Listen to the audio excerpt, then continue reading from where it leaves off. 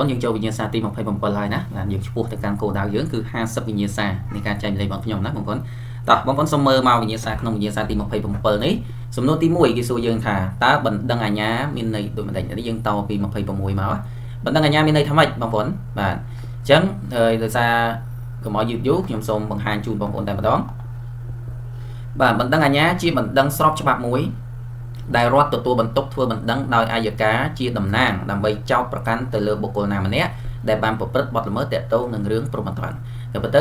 ខ្ញុំមិនមែនយល់ដឹងឯកទេសខាងច្បាប់នឹងប្រមាណទេគ្រាន់តែថាយើងផ្អែកតាមនិយមន័យនេះយើងអាចទាញសេចក្តីសន្និដ្ឋានបានថាបណ្ដឹងអាជ្ញាជាបណ្ដឹងមួយដែលជាការចោទប្រកាន់ទៅលើនរណាម្នាក់ឃើញទេចោទប្រកាន់ទៅលើបុគ្គលណាម្នាក់ដែលបុគ្គលនោះបានប្រព្រឹត្តបទល្មើសអញ្ចឹងរាជអាជ្ញាដែលយើងចំណាំលើរាជអាជ្ញាហ្នឹងជាអ្នកចោទប្រកាន់ដើម្បីអាចថាចេញដីកាកោះហៅអីចឹងណាបងប្អូនបានពាក់ព័ន្ធផ្លូវច្បាប់តទៀតតើក្រមព្រហ្មទណ្ឌឬច្បាប់ព្រហ្មទណ្ឌជាអ្វី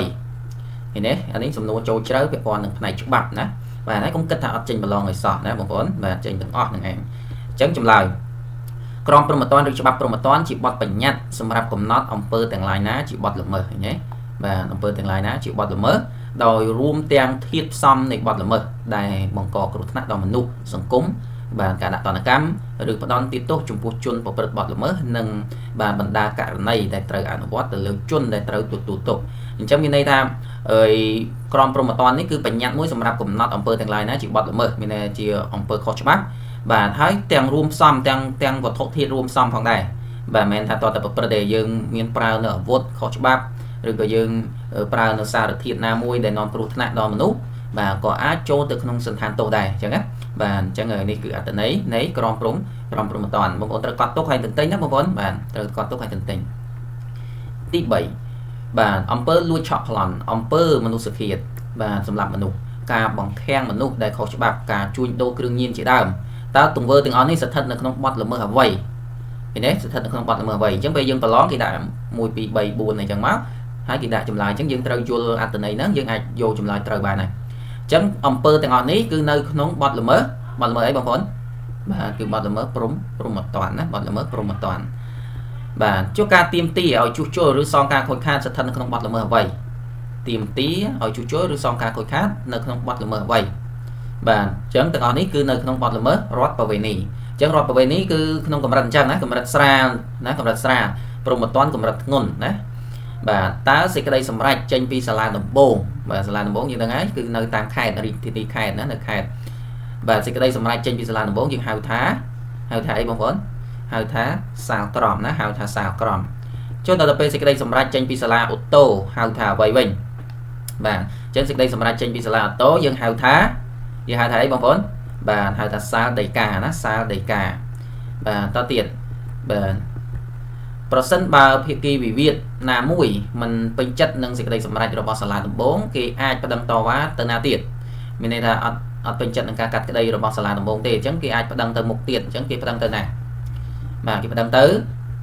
បាទសាលាអូតូណាគេប្តឹងទៅសាលាអូតូ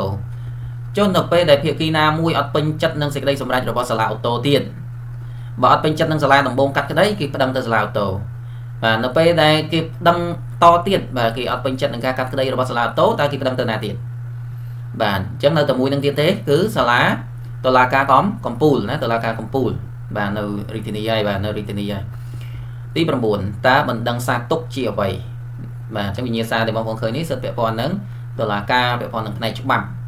បាទហើយក៏ចេញប្រឡងគ្រូដែរណាបាទអញ្ចឹងបណ្ដឹងសារទុកនេះជាបណ្ដឹងកើតឡើងពីភាគីវិវាទណាមួយដែលមិនពេញចិត្តចំពោះការសម្រេចរបស់សាលាអូតូអញ្ចឹងកាលណាយើងអត់ពេញចិត្តចំពោះការកាត់ក្តីរបស់សាលាអូតូ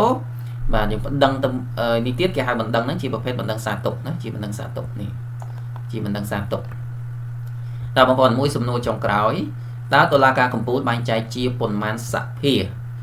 តុលាការកំពូលមានប៉ុន្មានសភានេះសំណួរចឹងមកយើងអត់បានរៀនបានស្រាវជ្រាវយើងធ្វើមិនដឹងបងប្អូនបាទអញ្ចឹងចម្លើយកត់ទុកផងបងប្អូនគឺ4សភាគឺមានរដ្ឋប្រវេណីព្រហ្មទណ្ឌរដ្ឋបាលនិងពាណិជ្ជកម្មបាទអញ្ចឹងយើងចប់ត្រឹមសំណួរទី10ហ្នឹងយើងចាំបន្តជាមួយគ្នានៅវិញ្ញាសាបន្តទៀតបងប្អូនណាបាទបងប្អូនយើងចង់បាទទទួលបានការបណ្ដុំបណ្ដាលត្រៀមប្រឡងគ្រូកុំភ្លេចតាក់ទងចុះឈ្មោះចូលរៀនជាមួយយើងបានណាបងប្អូនបាទបងប្អូនយើងរៀនខ្ញុំឲ្យសភៅ6ក្បាលបាទឲ្យតាស្តង់ដាយកទៅរៀនសរសេរបញ្ចុះតម្លៃ